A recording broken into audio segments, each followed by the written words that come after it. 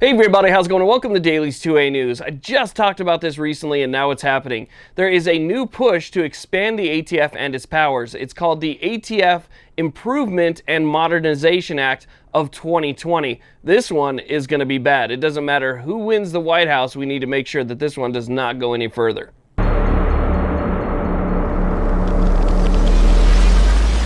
So we've talked about the ATF a lot on this channel. The reason is the ATF is an agency that holds a lot of power, too much power already if you ask me. They actually have the power to take good law-abiding citizens and turn them into criminals overnight, simply by changing their opinion on something, which is, what you've seen happen with the honey badger and other things recently, right? The ATF can reinterpret something. So something that's already in law, something that's, already has its rules and regulations, they can look at that and say, you know what, we've determined that our opinion has changed on this, and now all of you people who already own these things or are doing these things are now going to be classified as criminals if you continue to do them after this point. Again, without any vote, without any oversight, without any regulation, they can just simply look at something and say, well, guess what? Now this is illegal. And so now Congress is looking to expand the powers of the ATF to give them more funding and more ability to do exactly what they've been doing,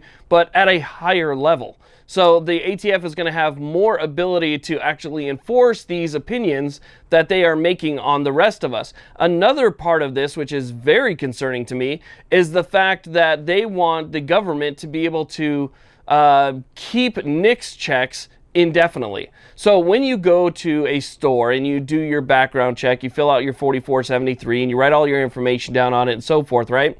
That information is not to be kept. But what they want to do as part of this act is actually keep these NICS checks indefinitely, meaning that you essentially have a default registry through the NICS process. So as you fill out your information and then, it goes through the NICS process, right?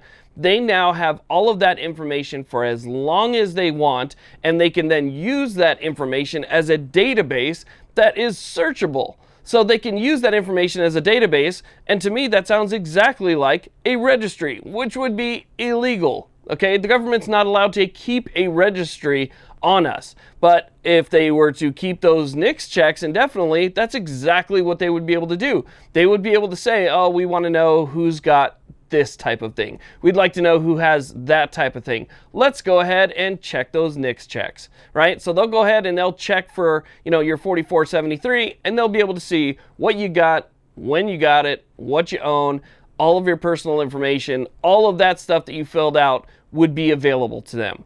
That is a registry. It may be another way to go around saying directly that it's a registry, but by default, keeping information on specific people that made a specific purpose or a purchase is a registry. I don't care how you put it. So expanding the ATF, expanding the ATF's abilities, and keeping a default registry, I don't care who's in office. That's something that we cannot stand for, and we have to fight back about this. This all came in an email from the Firearms Policy Coalition earlier today, so I know that they're going to be on it, and they're going to be fighting back against it. Make sure that you become a member if you're not already, and you support them in any way possible, because this is definitely going to be a fight if this thing actually moves its way forward. So we have to stay on top of stuff like this, and make sure we put an end to it as fast as we can, because I see a lot of this coming down the pipeline in the future. There's going to be a lot of fights that we're going to have to fight